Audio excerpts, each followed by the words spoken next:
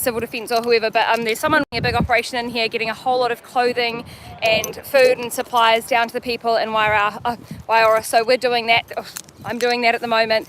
The water that we fundraised for is going into there tomorrow morning. Tomorrow morning is when the truck gets here to Hastings. There is a whole lot of people that are running convoys into that same area, like through rapid relief, like civil defence rapid relief, and so they're doing that constantly from New Plymouth in there as well. So that's a really great option for people to contact them and get supplies in through them.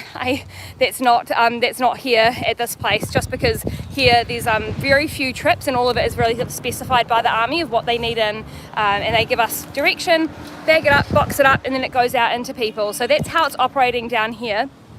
This morning I flew in on an Air New Zealand flight, super cheap because no one wants to come to Napier at the moment, and it was really, you could see even from the plane at that, it was so flooded. There was so much happening down there, and even seeing the logging mill just completely flooded around the back.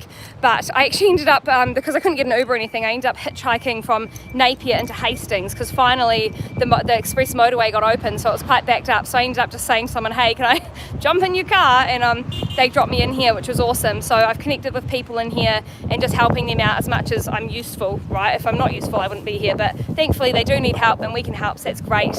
So driving from Napier to Hastings, Hastings does have power and Hastings does have connection. Napier, a lot of people are without power in Napier, so it's a really difficult, I don't know if you guys can hear, sorry, it's a really difficult situation in Napier at the moment. Some homes do have a power generator, but then they'll be helping the neighbour beside them and the other one, and then the next two won't get any power. So it's really difficult for them to try and get enough power to people.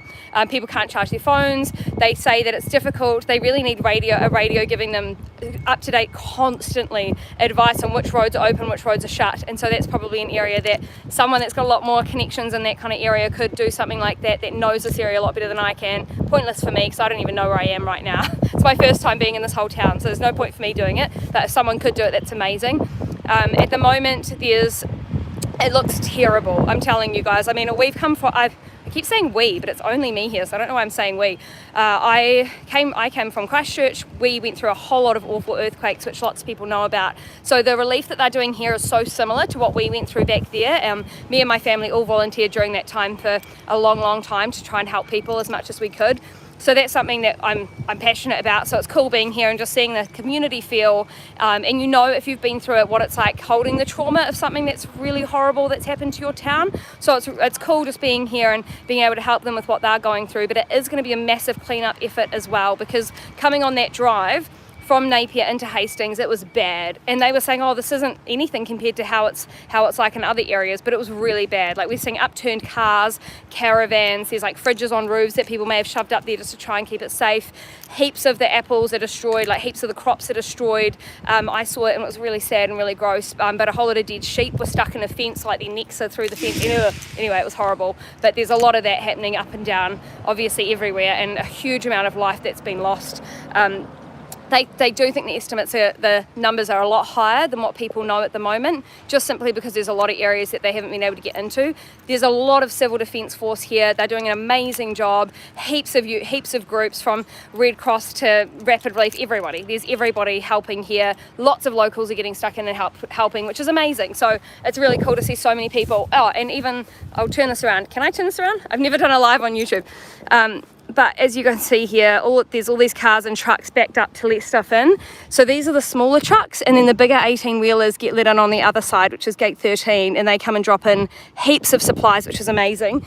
But I am so glad that you guys helped get water here, because the water arrives tomorrow morning, and as you know, Gisborne have just been told that they have got absolutely no water. They're not allowed to use the water whatsoever. It's been contaminated, and they're really worried about it for the whole population of Gisborne, tens of thousands of people. So I'm stoked that we did get the water up here. I really felt like we should get water here, and I'm glad that we did it, even though everyone was saying, why are you getting involved? So we've got 5 tonnes arriving tomorrow morning from Christchurch. Thanks to everyone that helps us, and I'm just kind of keep volunteering and figuring out where the need is, and then go from there.